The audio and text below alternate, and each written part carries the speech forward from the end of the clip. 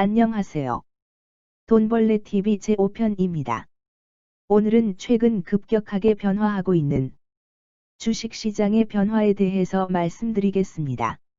먼저 연말을 맞이하면서 12월 28일이 배당날일입니다. 내년도 시장을 좋게 보시는 분은 배당날일과 관계없이 주식을 가지고 가시면 됩니다만, 내년도 시장을 끝물이라고 보시는 분은 배당날일 이전에 주식을 버리고 가시는 것이 좋습니다. 이럴 때에 판단의 기준이 바로 내년도의 전망입니다. 많은 투자은행들은 모두 내년도 전망을 좋게 본다고 하지만 우리는 스스로의 판단이 필요합니다. 우선 돈 풀어대는 속도에 우리는 주의를 기울여야만 합니다. 왜냐하면 지금까지 기업의 실적이 좋아져서 주식 가격이 오른 게 아니고 단순히 양적 완화의 규모와 속도에 의해서, 자산 버블에 의해서 주식, 금, 원유, 철광석, 곡물, 부동산 등의 모든 자산이 급등했기 때문입니다. 그러므로 우리는 기업의 실적의 향방보다는 돈을 푸는 규모와 수준에 크게 신경을 써야 합니다. 물론 기업 실적은 코로나로 인하여 기업 실적은 기저효과로 작년 대비하여서는 크게 좋아질 것입니다만, 그것이 주가의 상승을 설명할 수는 없습니다. 그래서 글로벌 뉴스 중에서 특히 미국의 뉴스에 우리는 주목해야 합니다. 먼저 어제 미국의 바이든 당선자가 이렇게 말을 했습니다. 추가 부양안 도입 촉구한 바이든. 조지아 상원 결선이 가른다. 성탄절 앞두고 회견. 코로나19 가장 어두운 시절 아직 오지 않았다. 척 슈머 민주당 상원 원내대표와 추가 부양안 논의 내년 1월에서 2월 추진할 것입니다. 조지아주 결선서 민주당이 2석 모두 얻으면 하원을 장악한 민주당이 상원도 장악하게 되므로 민주당과 바이든이 추진하는 추가 부양안 성공할 듯 이라는 기사 내용입니다.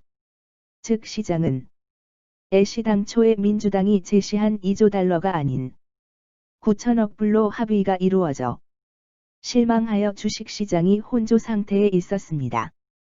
그러나 어제 바이든이 새로운 부양책에 대해서 내년 초에 취임 후 추진하겠다고 하는 가이던스를 제시하였으므로 아직 시장에서 도망쳐야 할 타이밍은 아니라고 판단됩니다.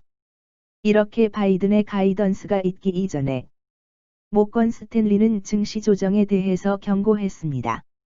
참고로 저는 모건 스탠리를 신뢰합니다. 저는 골드만삭스는 불신합니다. 그 이유는 나중에 말씀드리도록 하겠습니다. 모건 스탠리에서 뉴욕 증시가 향후 몇 달 안에 최소 10% 이상 조정받을 것이란 예상이 나왔다. 그러면서 올해 가장 많이 오른 주식을 지금 팔고 조정이 오면 새로운 매수 기회를 찾으라고 조언했다. 저는 이러한 모건 스탠리의 분석을 이렇게 생각합니다. 이번 미국의 9천억 달러 합의는 추가 부양안이 없는 단순한 피해보상금조의 부양안이므로 진정한 부양안이 아니므로 시장에 실망을 가져다 주었다. 즉 시장은 미국의 인프라 투자와 관련된 재정 지출을 원했는데 9천억 불 합의는 코로나 피해 가구에 대한 피해 보상금을 지급한 것에 불과하다. 따라서 경제의 선순환을 이룰 수 없는 최악의 재정 지출이다.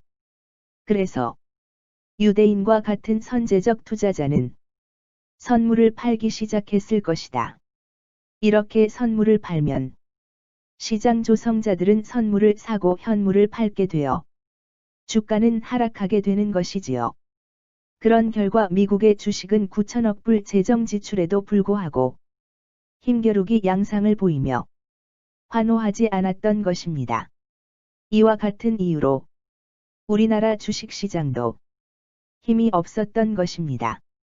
즉 바이든의 추가 부양안에 대한 언급이 없었다면 동학개미들의 탈출 시기는 내년이 아니라 올해 연말이 되었을 것이지만 바이든이 한마디 하여 주어서 탈출 시기가 내년도 1월이나 2월로 잠시 연기된 것이므로 우리는 잠시도 안심을 하여서는 아니 되겠습니다.